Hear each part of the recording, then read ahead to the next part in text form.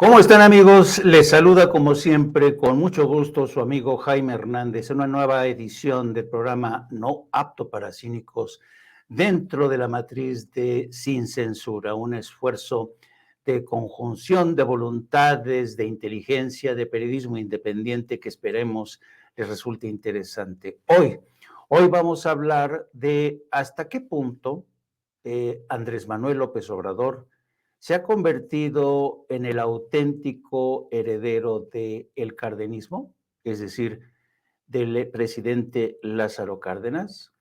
Mucho se ha dicho al respecto, y a pesar de los desencuentros evidentes que ha habido entre el presidente de México, Andrés Manuel López Obrador, y el hijo de Lázaro Cárdenas, Cuauhtémoc Cárdenas, es evidente que Andrés Manuel López Obrador podría decirse, el auténtico relevo generacional del general Lázaro Cárdenas. ¿Hasta qué punto realmente podría decirse que el cardenismo es un tema de linajes, de códigos ADN? Yo creo más bien que el cardenismo es una filosofía, es un modo de pensar y de actuar en política. Y quien más le ha hecho honor a este legado histórico, ideológico y soberano, pues es nada más y nada menos que Andrés Manuel López Obrador. Bien es cierto que no es el hijo del general, pero en los hechos ha actuado como si fuera el hijo del general Lázaro Cárdenas. Pero la pregunta que vamos a hacernos aquí es, ¿cómo es posible que el presidente de México, Andrés Manuel López Obrador, haya arrebatado las banderas del cardenismo a los herederos del general Cárdenas? Me refiero a, por supuesto, Cuauhtémoc Cárdenas y a Lázaro Cárdenas Batel. Pues yo creo que habría que decir que el cardenismo es evidente que trasciende linajes familiares. El cardenismo es una ideología que no conoce fronteras ni familiares y posiblemente nacionales. Así es que vamos a empezar con esta propuesta para responder si acaso Andrés Manuel López Obrador es en los hechos el legítimo heredero del general Lázaro Cárdenas. Partamos, por ejemplo, del hecho evidente de que el cardenismo no es una franquicia familiar, sino un legado de dimensiones históricas e ideológicas.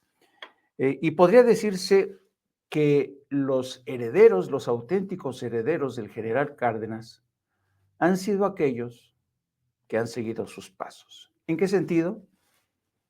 En sus escritos, en sus memorias de Lázaro Cárdenas, podremos encontrar su constante preocupación por la gente pobre, por la gente humilde, por la gente desplazada, por la gente excluida.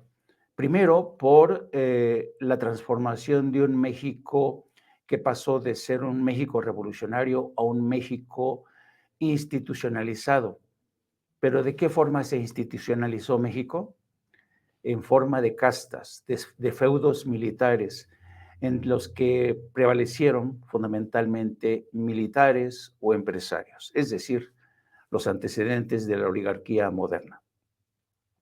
La apuesta en muchos sentidos de Lázaro Cárdenas en la década de los 30, cuando el Estado mexicano estaba tomando forma e impulsando una reforma educativa que causó el escozor de la Iglesia Católica y la derechona en México, con propuestas de una educación de corte más socialista, entendido por socialista, no en el sentido que Estados Unidos y la derecha han utilizado para demonizar la palabra socialismo. No, para ser más igualitaria esa educación, para ser también más equitativo el acceso a la sanidad y sobre todo para conseguir que México siguiera siendo el soberano auténtico de sus recursos energéticos. Posiblemente lo más importante en la época de Cárdenas fue la defensa de los yacimientos petroleros que codiciaban las petroleras británicas, francesas o de Estados Unidos. En muchos sentidos, la década de los 30 había marcado o había estado marcada por un ambiente de desasosiego e incertidumbre. Hay que acordarse que estábamos en los prolegómenos de la Segunda Guerra Mundial. Y en muchos sentidos había una iniciativa privada en México a quienes no convencía la apuesta de Lázaro Cárdenas a favor de una educación más socialista y más igualitaria, y desde entonces lo tacharon de ser un presidente comunista. A pesar de ello, Lázaro Cárdenas supo conocer el tiempo y circunstancia que lo llevó a la presidencia. Y hay que tener en cuenta que en aquellos mismos momentos sobre Europa se cernía la amenaza de una Segunda Guerra Mundial. Esta coyuntura fue la que aprovechó Lázaro Cárdenas para reforzar su alianza con Franklin Delano Roosevelt, el presidente de Estados Unidos, que entendió que más que un adversario, más que un comunista, el Lázaro Cárdenas se convertiría en quizá el que fuera su mejor aliado en el hemisferio y en el mundo. Estamos hablando de la época en que en Europa occidental avanzaba el fantasma del nazismo y el fascismo, con las imágenes de Hitler reconstruyendo un ejército fabuloso, una fuerza formidable. A esta causa, a esta cruzada de Hitler se sumarían el generalísimo Francisco Franco desde España y Benito Mussolini en Italia. Este frente permitió que México y Estados Unidos cerraran filas, y en el caso de México permitió que las empresas privadas menguaran sus ataques contra Lázaro Cárdenas y reforzaran la alianza que se forjó entre Franklin Delano Roosevelt, un presidente que por cierto ha sido mencionado continuamente por el presidente de México durante sus visitas recientes, por ejemplo, a la Casa Blanca para entrevistarse con el hoy presidente Joe Biden. Vamos a escuchar 85 años después de aquella épica fecha de expropiación petrolera, cómo el presidente de México vuelve a recordar la importancia, la trascendencia de las medidas adoptadas el 18 de marzo de 1938 por el general Cárdenas. El general Cárdenas, a diferencia de políticos arribistas o de la élite, profesaba un sincero y profundo amor al pueblo. Así como no hay nadie con la vocación democrática de Madero, tampoco ha existido en México un presidente tan cercano a los humildes como el general Cárdenas, ni tan convencido de la causa de la justicia social. Por ejemplo, ya siendo presidente, ya en el poder, en 1935, escribió en sus apuntes lo siguiente: acabar con las miserias que sufren las gentes está por encima de todos los intereses. Y sostenía: viviendo junto a las necesidades y angustias del pueblo, se encontrará con facilidad el camino para remediarlas, aunque también confesaba con sabias y tristes palabras que había podido conocer el verdadero fondo moral de muchos servidores públicos al observar en sus semblantes el disgusto que les causa la demanda de auxilio o de justicia de las gentes pobres. Entonces pienso más, se lamentaba en la tragedia interminable de nuestro propio pueblo. Para los jóvenes que quieren dedicarse al noble oficio de la política, lo principal es el amor al pueblo.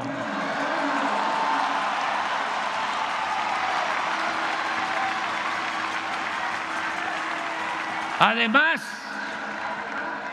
de ser un auténtico humanista y de poseer otras virtudes, el general Cárdenas supo manejar con precisión los tiempos. Política, entre otras cosas, es manejo de tiempos, asunto que suele resultar esencial y definitorio. Unos días antes de anunciar la expropiación petrolera, anotó en sus apuntes que sobre la carretera en las cercanías de Cuernavaca caminó y platicó durante más de una hora con su maestro, amigo, compañero y paisano, el general Francisco J. Múgica. Cito al general Cárdenas. Dice: hicimos consideraciones de las circunstancias que podrían presentarse si gobiernos como los de Inglaterra y Estados Unidos, interesados en respaldar a las empresas petroleras, presionaban al gobierno de México con medidas violentas. Pero tomamos también en cuenta que se presenta ya la amenaza de una nueva guerra mundial con las provocaciones que desarrolla el imperialismo nazifascista, y que esto los detendría de agredir a México en el caso de decretar la expropiación. Entre otras razones, y aprovechando esa circunstancia, el 18 de marzo de 1938 se llevó a cabo la expropiación petrolera. Ese día, a las 8 de la noche, el general Cárdenas comunica a su gabinete sobre esta decisión histórica y 2 horas después da a conocer por radio a toda la nación el paso dado por el gobierno en defensa de su soberanía, reintegrando a su dominio la riqueza petrolera, que según lo escribe el mismo general, el capital imperialista ha venido aprovechando para mantener al país dentro de una situación humillante. El decreto expropiatorio establece en 4 artículos que pasan a formar parte del patrimonio nacional la maquinaria, las instalaciones y otros muebles e inmuebles de las compañías petroleras extranjeras, a las cuales se les pagaría la indemnización de conformidad con el artículo 27 de la Constitución y de la ley en la materia. La expropiación petrolera fue apoyada por la mayoría del pueblo. En las fotos de la época se advierte la presencia mayoritaria de gente humilde, hombres y mujeres indígenas, campesinos, obreros, maestros, empleados e integrantes de la clase media baja. Fue el pueblo raso el que apoyó y cooperó con el gobierno para el pago de las indemnizaciones a las compañías petroleras extranjeras. ¿Cómo olvidar que tantas mujeres pobres donaron para este efecto chivos y guajolotes y se deshicieron hasta de las humildes alhajas que poseían? Por esos días, desde la ciudad de Oakland, California, el trabajador migrante Cástulo Prado compuso la letra y la música del corrido del petróleo y se lo envió al presidente con la instrucción de que el gobierno destinara las posibles regalías de la obra al pago de las indemnizaciones. Una de sus estrofas reza así: Lázaro Cárdenas dice, sereno y despreocupado, al transcurso de 10 años todo quedará pagado. Tengo un pueblo mexicano que no me queda ni duda, desde el más niño al más viejo, todos me ofrecen su ayuda. En la mujer mexicana hay patriotismo y orgullo, se deshace de sus joyas para ofrecerlas al cuño. Además de este masivo y contundente respaldo popular, el gobierno de Cárdenas contaba con otra circunstancia favorable. En ese tiempo gobernaba Estados Unidos Franklin Delano Roosevelt, un gran estadista, uno de los mejores presidentes que ha tenido ese país en toda su historia.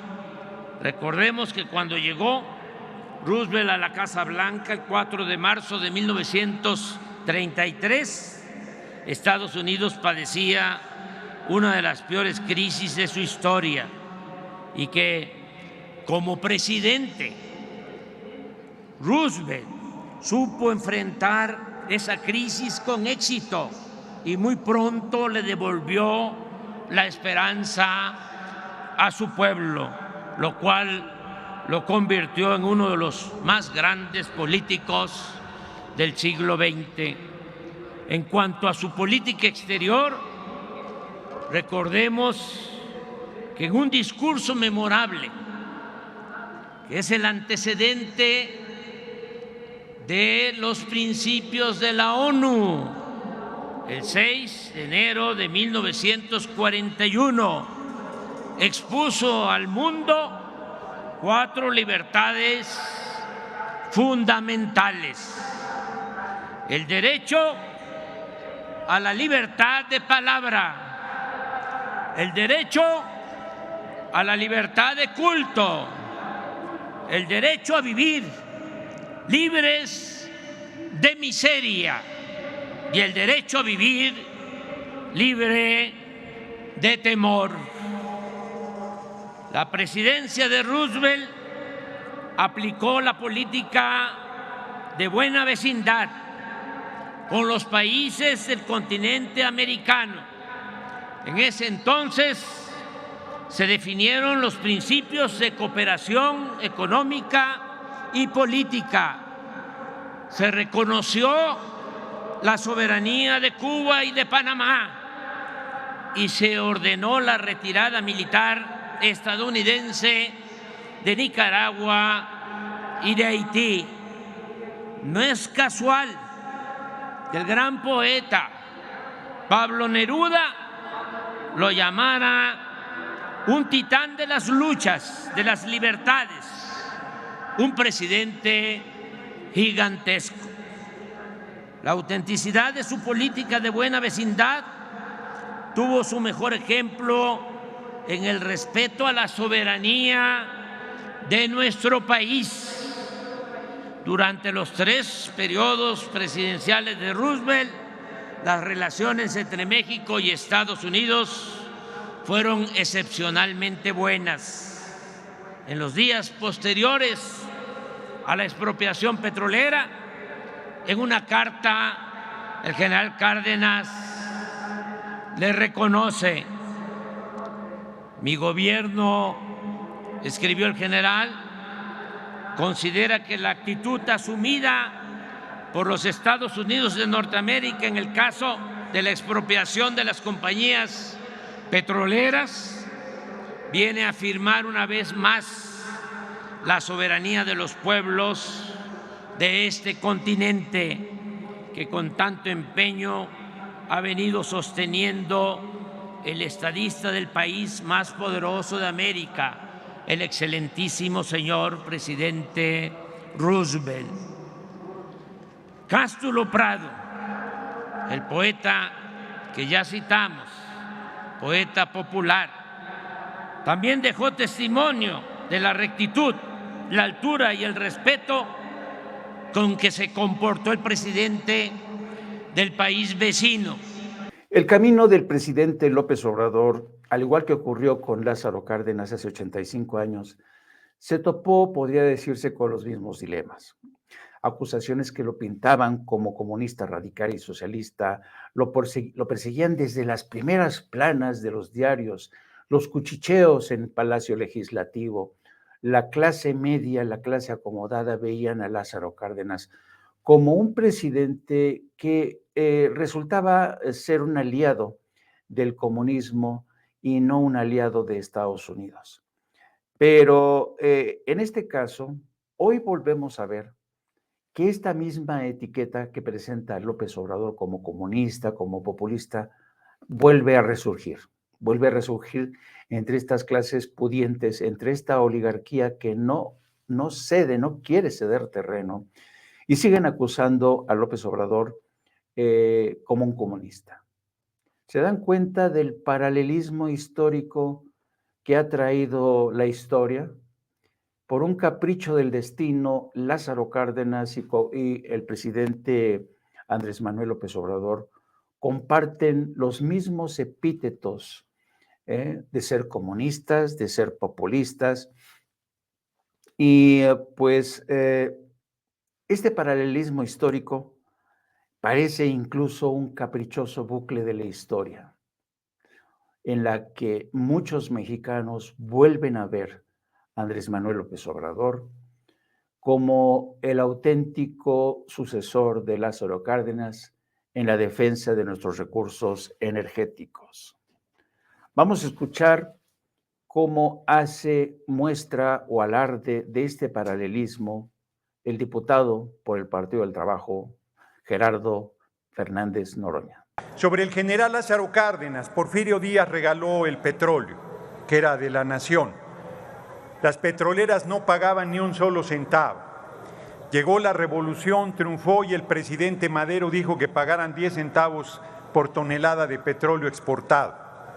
Eso le costó el gobierno y la vida. Se complotó en la Embajada de Estados Unidos como se complota hoy contra el compañero presidente y fue asesinado el presidente Madero y el vicepresidente Pino Suárez. Triunfó la revolución y en el constituyente del 17 se estableció que la riqueza del subsuelo era para nuestro pueblo, dentro de ellos el petróleo. 21 años fue letra muerta hasta que el general Lázaro Cárdenas requeriría buen tiempo para explicar eso que sucedió frente al desacato y la arrogancia de las empresas extranjeras que se negaban a darle un aumento merecido a los trabajadores y trabajadoras petroleras, expropió a las empresas petroleras. Eso, junto con muchas cosas más que hizo, el reparto agrario, la educación pública, laica y gratuita, que él llamó socialista, la formación de organizaciones sindicales de lucha, como era originalmente la CTM, las organizaciones campesinas, la estructuración del pueblo en lucha respaldando a la revolución, plantean uno de los momentos estelares de la historia de nuestra patria. ¿Cuál fue la respuesta de la derecha? La de siempre, su mezquindad, sus ataques, su descalificación. En 1933 se creó el Comité Pro Raza de corte fascista para criticar el asilo que se había dado a niños y niñas españolas y a la intelectualidad de la República Española. En 1934 se creó la Acción Revolucionaria Mexicana, las camisas doradas, que eran un remedo de las camisas negras fascistas de Mussolini. En 1936 la Confederación de la Clase Media para contrarrestar la actual tendencia comunista, la Unión Sinarquista en 1937 y el Partido Acción Nacional, que se planteó lo mismo que los sinarquistas, la defensa de la Iglesia, la educación religiosa y católica, la tradición hispanista, el nacionalismo y anticomunismo y el establecimiento de una democracia cristiana en todos los órdenes de la vida. Se oponían a la política social del régimen, al Partido de la Revolución Mexicana y a los líderes sindicales y campesinos y a la Rectoría del Estado. Hoy, como ayer, Acción Nacional no cambia y la derecha representa lo mismo. Pero vengámonos más hacia adelante. En el mes de diciembre del 2013, el gobierno del entonces presidente Enrique Peña Nieto firmó el decreto que hacía realidad una reforma energética que suponía literalmente una traición al legado de Lázaro Cárdenas y una afrenta a millones de mexicanos. En un anuncio en el que Peña Nieto prometió años de bonanza y energía barata, el presidente en aquel entonces buscaba ya entregar la soberanía de México a empresas extranjeras. Recordemos cómo presentaba Enrique Peña Nieto esta reforma. Mexicanos, muy buenas noches.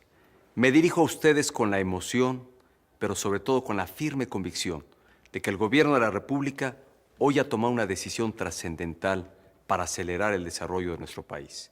Este día envié al Senado de la República la iniciativa de reforma energética. Esta reforma representa una de las más grandes oportunidades para México de los últimos años.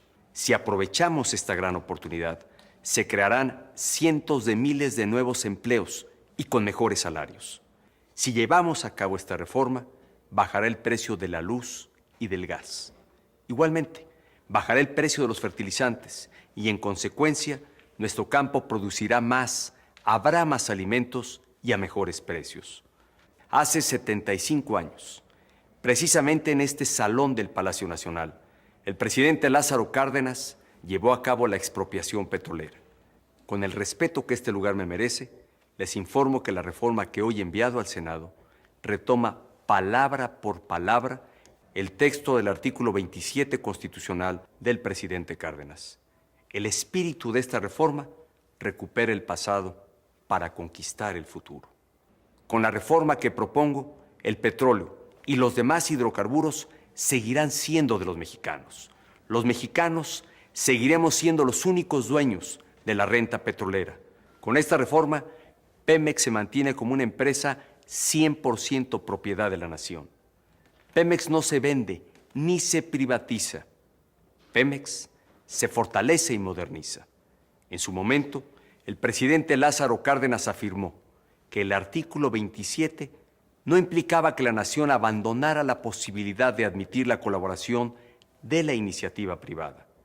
Congruente con esa visión, la reforma energética que he presentado permitirá al Estado mexicano contratar a particulares cuando así convenga al interés nacional y con ello generar energía más barata para todas las familias mexicanas. El Pacto por México ha generado el clima positivo de diálogo, entendimiento y acuerdo político que esperaban los mexicanos. Por ello, confío que el debate de esta iniciativa de reforma al interior del Congreso de la Unión se centrará en cómo sí transformar a México, en cómo sí modernizar a nuestro sector energético, en cómo sí cambiar lo que hoy nos ha impedido avanzar como país. Es tiempo de aprovechar al máximo los recursos energéticos del país. Ese es el propósito de la reforma energética, beneficiar a los hogares, crear empleos y fortalecer la soberanía nacional. Este es un gran momento para México. Es tiempo de ir hacia adelante, de aprovechar la gran oportunidad que tenemos y de iniciar juntos una nueva y mejor etapa de nuestra historia. Muchas gracias. Tras el anuncio del presidente de México, Enrique Peña Nieto,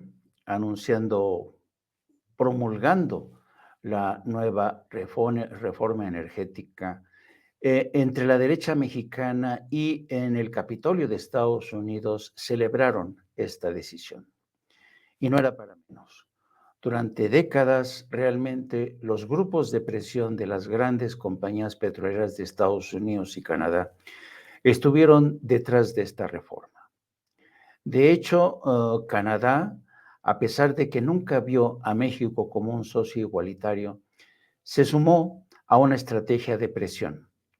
En Washington era frecuente contemplar las reuniones de cabilderos en los famosos think tanks, en los centros de pensamiento, donde muchos de estos personeros siempre se preguntaban cuando iban funcionarios mexicanos a Washington, ¿cuándo México les iba a abrir finalmente las puertas a estos intereses creados?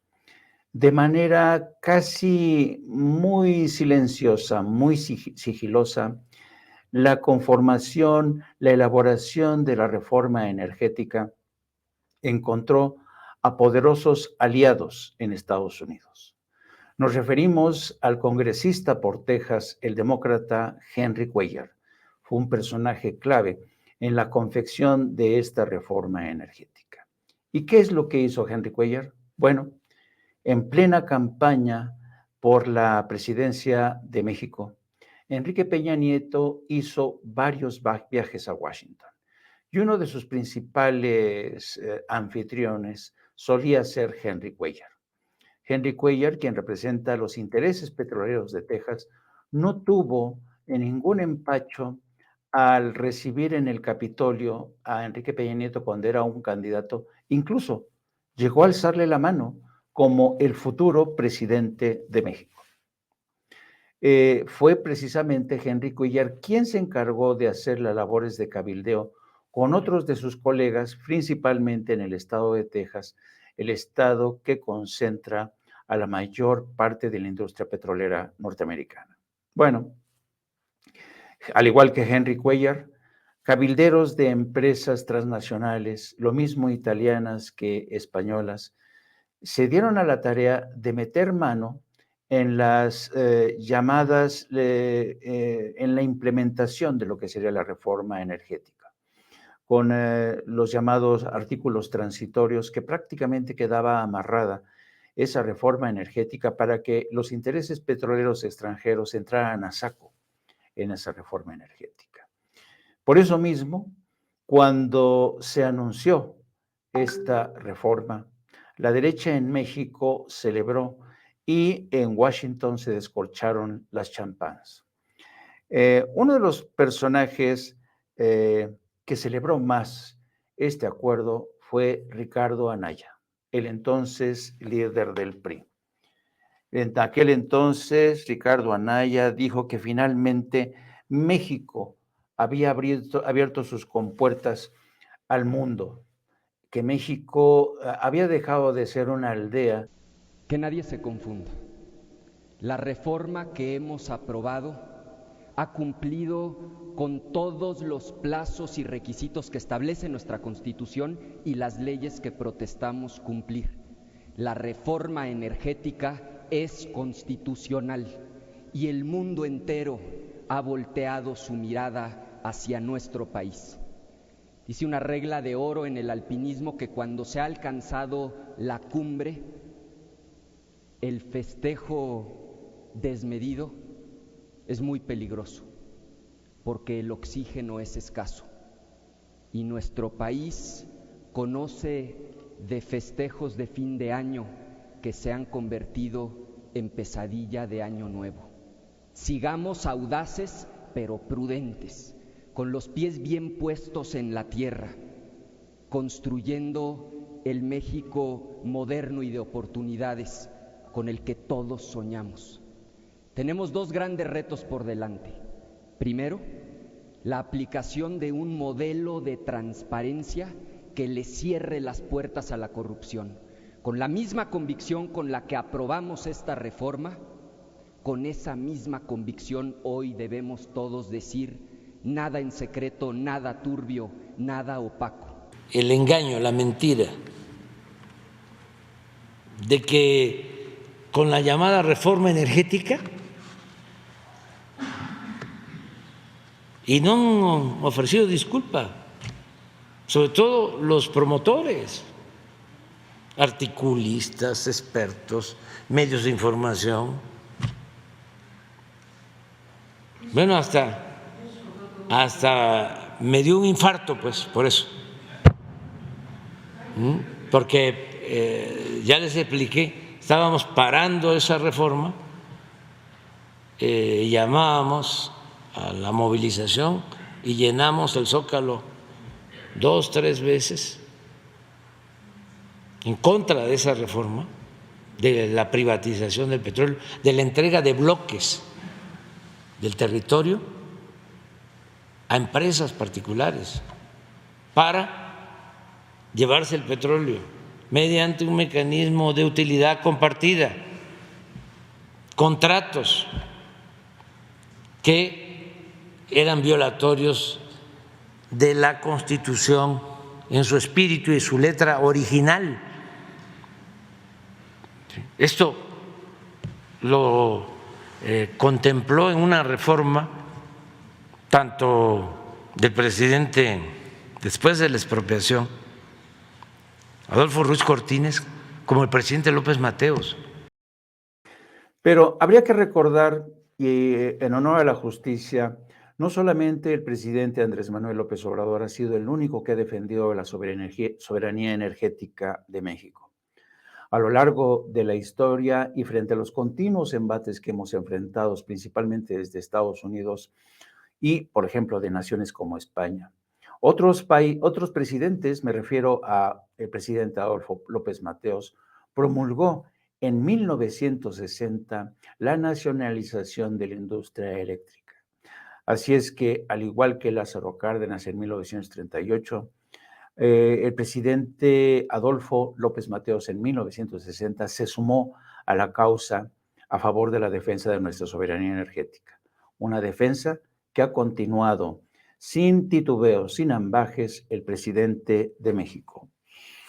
En muchos sentidos, la suma de voluntades de estos presidentes que se han negado a capitular ante la continua embestida de empresas e intereses extranjeros, también incluye una agenda, insisto, de corte social, una mayor igualdad social, una redención, la búsqueda de la redención de los más pobres, de los campesinos, de las personas de la tercera edad, de la infancia que sigue buscando su rumbo y que esperemos que siga adelante. Por tanto, la defensa de la soberanía que inició con Lázaro Cárdenas ha seguido con otros presidentes, pero quizá ha sido López Obrador quien ha sumado esta lucha por la batalla, por la industria energética, se ha sumado a los esfuerzos en esta batalla inacabada que un día sí y otro también cuestiona a la derecha. Me refiero a la lucha por la igualdad, por una mejor educación, por un mejor sistema de salud y contra la terrible desigualdad que han dejado casi 5 décadas de neoliberalismo a ultranza. En este sentido, aunque muchos han abrazado los ideales del general Cárdenas, quizá el más auténtico de sus sucesores, y a pesar de lo que diga Cuauhtémoc Cárdenas, es Andrés Manuel López Obrador.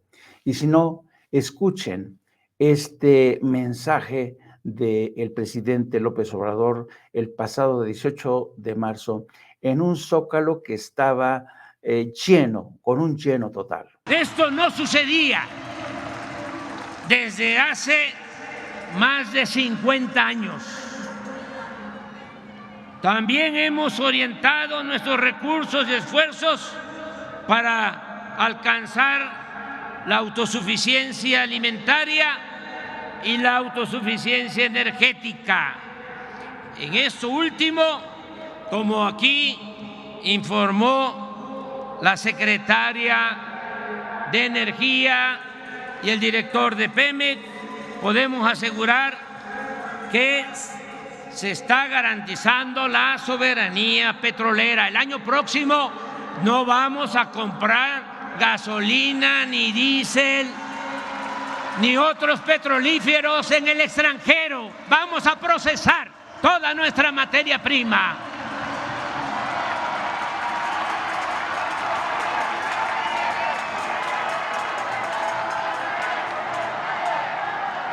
Se fortaleció la Comisión Federal de Electricidad, empresa pública encargada de administrar la industria eléctrica, y recientemente se nacionalizó el litio, mineral estratégico utilizado en la construcción de baterías para autos eléctricos y sistema de almacenamiento para las energías limpias.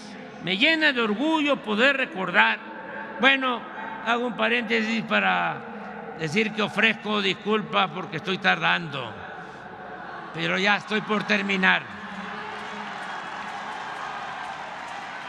Me llena de orgullo poder recordar hoy, 18 de marzo, que a pesar del entreguismo que prevalecía antes de que llegáramos al gobierno, pudimos quitar del Tratado de Libre Comercio un amplio capítulo que comprometía en ese acuerdo nuestro petróleo y poner en su lugar un pequeño párrafo que se los voy a leer. Dice: Estados Unidos y Canadá reconocen que México se reserva su derecho soberano de reformar su Constitución y su legislación interna, y México tiene el dominio directo y la propiedad inalienable e imprescriptible de todos los hidrocarburos en el subsuelo del territorio nacional.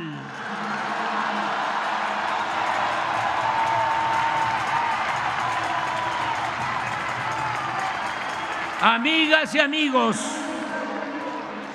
estoy convencido de que seguiremos contando con el apoyo del pueblo para consolidar la primera etapa en la transformación de nuestro país.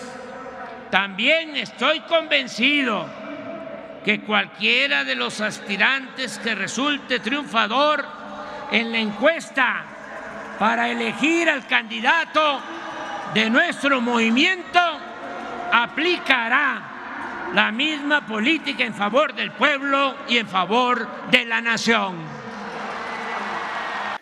Pues, queridos amigos, creo que con estos argumentos que seguramente muchos cuestionarán, muchos le negarán a Andrés Manuel ser el legítimo heredero de Lázaro Cárdenas, pues hemos querido hacer un recorrido para demostrar que el cardenismo, insisto, no es una mera franquicia, no es una etiqueta que pueda ser defendida por los herederos directos del general Lázaro Cárdenas. En muchos sentidos, el cardenismo es una filosofía de vida, es una filosofía política que ha permitido a muchos políticos, lo mismo del PRI que del PRD y que de Movimiento de Morena, hacer una defensa de nuestra soberanía energética y, sobre todo, una agenda social que apuesta por una mayor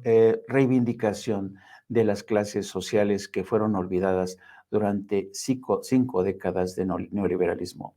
Así es que ustedes seguramente estarán en contra de esta comparación, pero yo creo que vale la pena recordar, y seguramente si el general Lázaro Cárdenas viviera, reconocería en Andrés Manuel López Obrador a un hombre que decidió seguir sus pasos para defender el futuro de México y las futuras generaciones. Hasta aquí hemos llegado, queridos amigos. Les mando un abrazo. Nos vemos en la próxima emisión de No Apto para Cínicos, aquí en Sin Censura.